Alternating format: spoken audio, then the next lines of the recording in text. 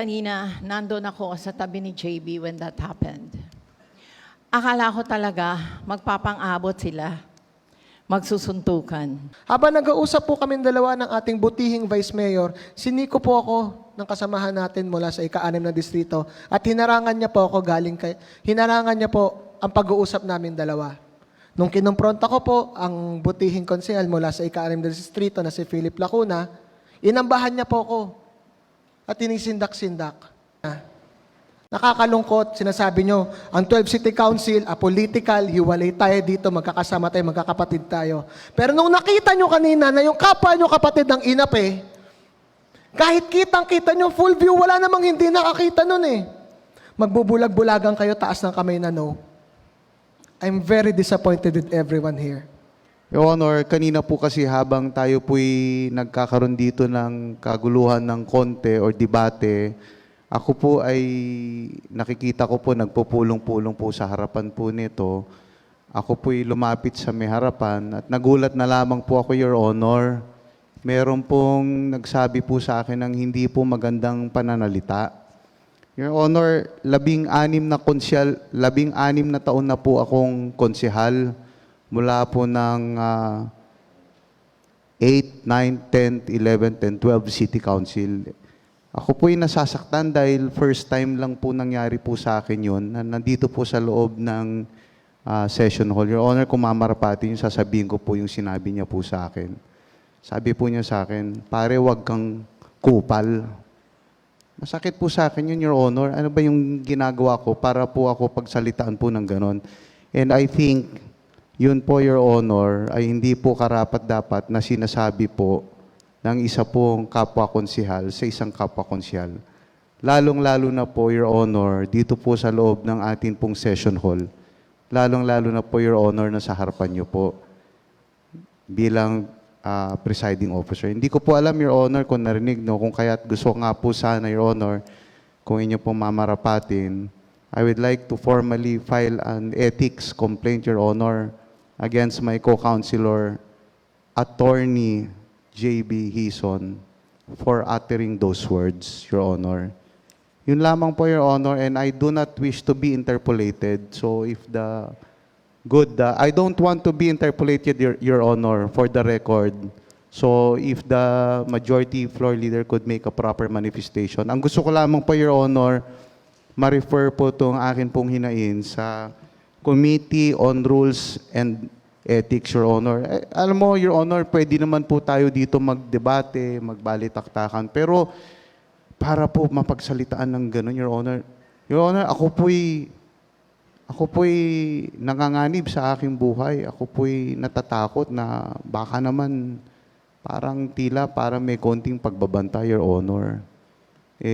Alam niyo po, medyo natatakot po kasi ako dahil medyo po matanda na po ako, Your Honor. So sana po wala pong ganong klaseng pag-uugali dito sa session hall. Yun lamang po, Your Honor. Maraming salamat, Punong Mayorya. Your Honor, Your if I Honor, may be Your Honor, recognized po sana. before you seek recognition of Honorable Attorney J.B. Hison, there is a manifestation by the Minority Floor Leader. Your Honor, I move that we refer the complaint of Honorable Philip Lacuna versus Honorable Attorney J.B. Hison to the Committee on Rules and Ethics. Meron po minumungkayan po ng Mayorya. Meron po bang tumututol? Sapagkat wala pinagtitibay. Your Honor, if I may be recognized po, maraming salamat. Kinikilala ng apag ang kagalang-galang, Konsehal, Attorney J.B. Hison. Maraming salamat po, Your Honor. Marahil po, Your Honor, ang pinakamaayos po na nakakita ng insidente po kanina ay inyong lingkod po dahil ito po ay nangyari sa inyong harapan.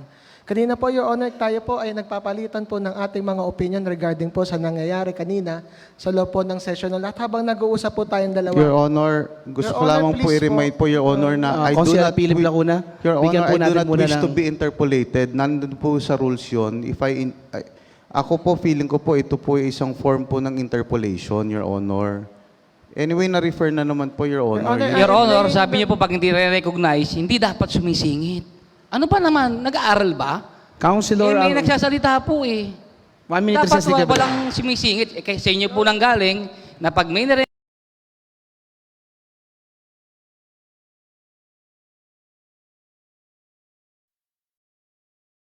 Your Honor, if I may exercise my personal and collective privilege Kinikilala ng po. APAG ang kagalang-galang Konsehal Attorney JB Hison. Maraming salamat po. Nakakalungkot po yung pahayag po ng ating kasamahang konsehal galing sa ika-6 na distrito na mukhang ako pa po ang pinapalabas na ng bastos po dito sa loob ng City Council. Kanina po nung naka-recess po tayo pong dalawa, Your Honor, ay nag-uusap po tungkol po dun sa mga balitaktakan with regards po sa composition ng minority. Kanina po kami dalawa po ni Vice Mayor, nandiyan po ako sa harapan. In fact, nakatayo po ako directly in front of the Vice Mayor para po marinig niya po ako dahil hindi po ako umakit sa tarapan. Habang nag-uusap po kami dalawa ng ating butihing Vice Mayor, siniko po ako ng kasamahan natin mula sa ika-6 na distrito at hinarangan niya po ang pag-uusap namin dalawa. Nung kinumpronta ko po ang butihing konsehal mula sa ika-6 na distrito na si Philip Lacuna, inambahan niya po ako at inisindak-sindak. Your Honor, ako po, Your Honor, nanahimik na lang po ako ng mga panahon na yon. In fact, nakita nga po niyo ng ating Majority Floor Leader at sinabi ni Majority Floor Leader, wag mo nang patulan, kita mo naman emotional na. Ako po, naiintindihan ko po ang sitwasyon ngayon ng ating butihing konsehal sa ika-6 na distrito dahil may kapatid din ako.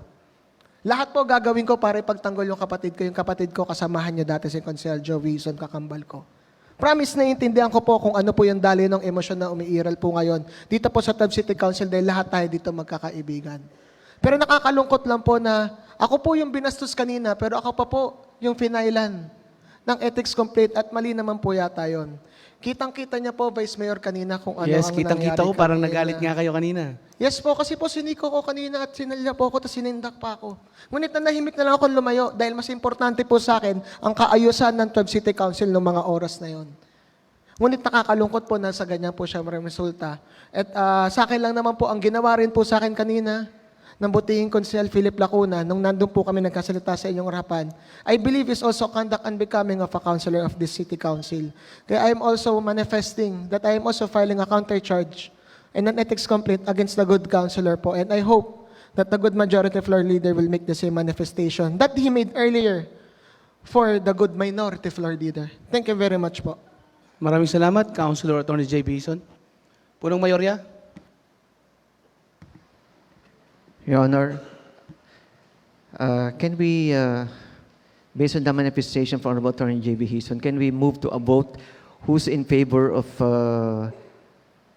referring to the Committee on Rules and Ethics the complaint of Attorney J.B. Hison to Honorable Philip Lacuna, Your Honor? Sino po ang sumasang-ayon sa manifestation po ni Konsehal Attorney JB Hison? Pakitaas po ang kamay.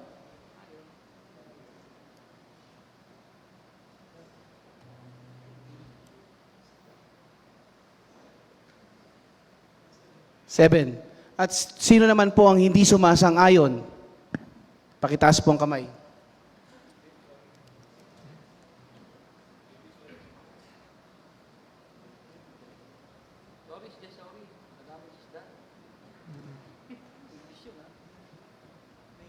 Nineteen po ang bumoto. Kung sa ganun po, ang nagwagi po sa botohan po ay ang hindi pagsang-ayon po sa inyong manifestation.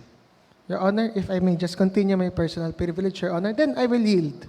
I will yield. Nakakalungkot po ang nangyayari dito na mukhang pagka po kami ang inaapi, kami ang binabastos, in full view of the Honorable Vice Mayor, okay lang. Ako lang, si Konsehal JB Hison lang naman ako, number 5 lang naman ako sa District 5. Ako lang naman to eh. Kaya pwede kayo magbulag-bulagan kahit ang dami niyong nakita kanina. Nakakalungkot, sinasabi nyo, ang 12 City Council, apolitical, hiwalay tayo dito, magkakasama tayo, magkakapatid tayo. Pero nung nakita nyo kanina na yung kapwa nyo kapatid ng inape, kahit kitang-kita nyo full view, wala namang hindi nakakita nun eh. Magbubulag-bulagan kayo, taas ng kamay na no. I'm very disappointed with everyone here. Maraming salamat, Councilor Attorney JB Hison. Kaya, mga kasama, dapat lang talaga maging relax lang po tayo. Huwag tayong magiging mainitin ng ulo. At masakit lang na makita ko kayong mga kasama ko dito na ganito. Attorney JB Hison, lagi ka lang cool. Relax ka lang. Cool lang tayo lahat. Vice Mayor, I'm very sorry po, Vice Mayor. Hindi po ako nagsimula kanina, Vice Mayor. This was in full view of Yes. the Honorable At Presiding kitang-kita ko din po Officer. yun, Consiel Attorney JB Yes po. Hison. Kitang-kita Sana ko po Vice kung paano Mayor, kayo, ang bilis nyo pong nag-init ng ulo kanina. Vice Mayor, nakita niyo naman din po kung paano ko si Nico ng ating kasamahan. Nag-uusap po tayo maayos regarding sa ganon. Hindi Your naman- Honor, tao lang po tayo, Your Yes. Honor. Sana naman po, Your Naunawaan Honor, ko po kayo. tinatrato po. Kasi, Your Honor, I'm very sorry na lang po. I also take exception to dun sa mga parating po ng good counselor natin from 6th District na natatakot daw po siya sa akin. Your Honor, number 5 lang ako sa distrito ko. Wala naman po Wala dapat po akong katakutan kapatid niya dito. sa politika, mag-isa ko. Yung humahamon po sa akin, kapatid ng Mayora, sino mas nakakatakot sa aming dalawa? Nakita niyo nga po, kaya akong sindak-sindakin lang kanina eh. Kaya akong amba-ambahan. Ganun ako kawalang kapangyarihan dito sa City Council. Kahit nakitang inapay ako, nagtataas ng kamay, sinasabi lang nila, JB, sorry ah. Yan ba yung kinakatakutan na konsehal? Basta lagi ka nang relax. Yes, Your Honor. Your Honor, 1 I minute promise I recess, will keep declare by Your the chair. Honor here. Yes. Lahat po tayo pantay na konsehal, kahit kaninong anong pangalan mo pa. Hindi naman pwedeng mang-ape. Walang nang, Tapos dapat yung walang inape, mga hindi pwedeng magsalita, walang karapatan. Your Honor, pinakita nyo lahat dito is a grave injustice. May pinastos na konsehal dyan sa harapan. Yung pinastos pa na konsehal, yung kinasuhan. Anong klase to? Nakita nyo naman lahat eh. May mga sarili kayong pag-iisip. Please think before you vote.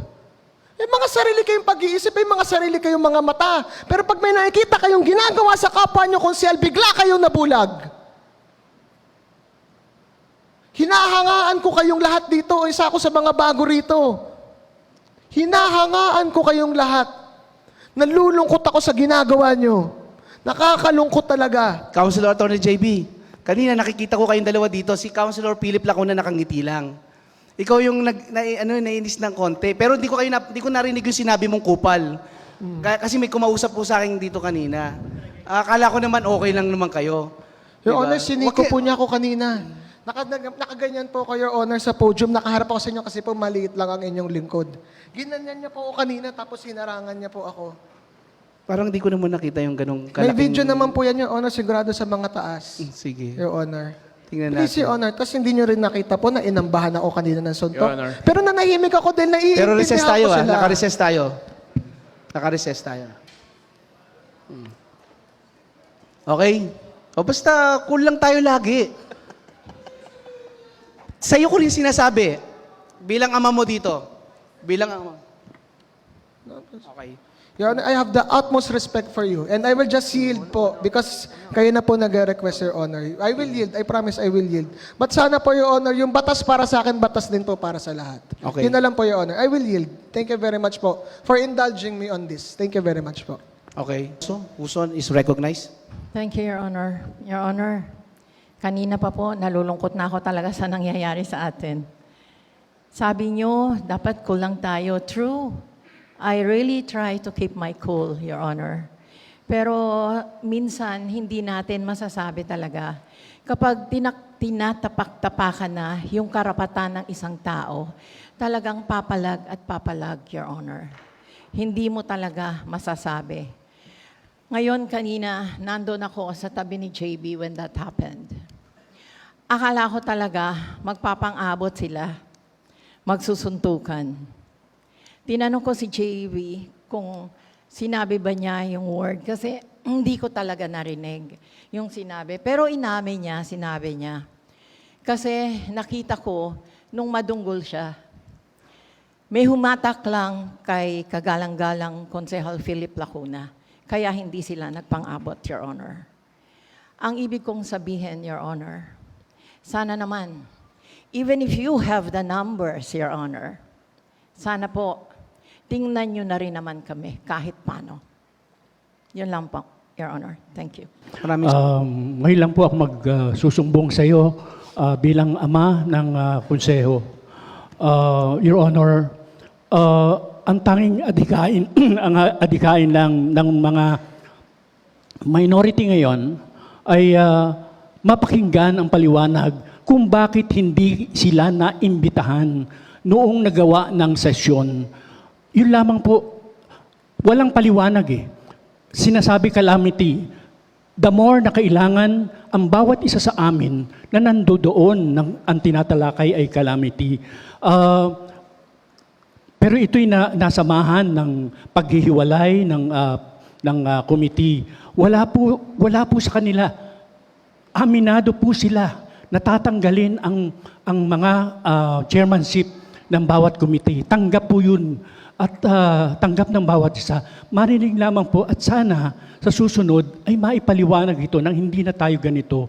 At nakakahiya po sa mga manonood at sa ibang sumusubaybay na sana po ay matapos na ito at maipaliwanag sa kanila na ganito ang nangyari.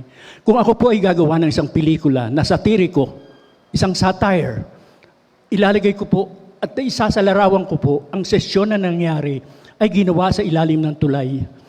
So sana po ay hindi ganoon mangyari. At sana sa susunod po nang wala na ito at malinaw sa isipan at damdamin ng bawat isa na kayo po ay tapusin na natin itong ganitong lahat po tayo makakampi. Lahat po tayo ay para sa ikagaganda at ikaunlad ng mga mamayang Manilenyo. Maraming salamat po. Thank you po.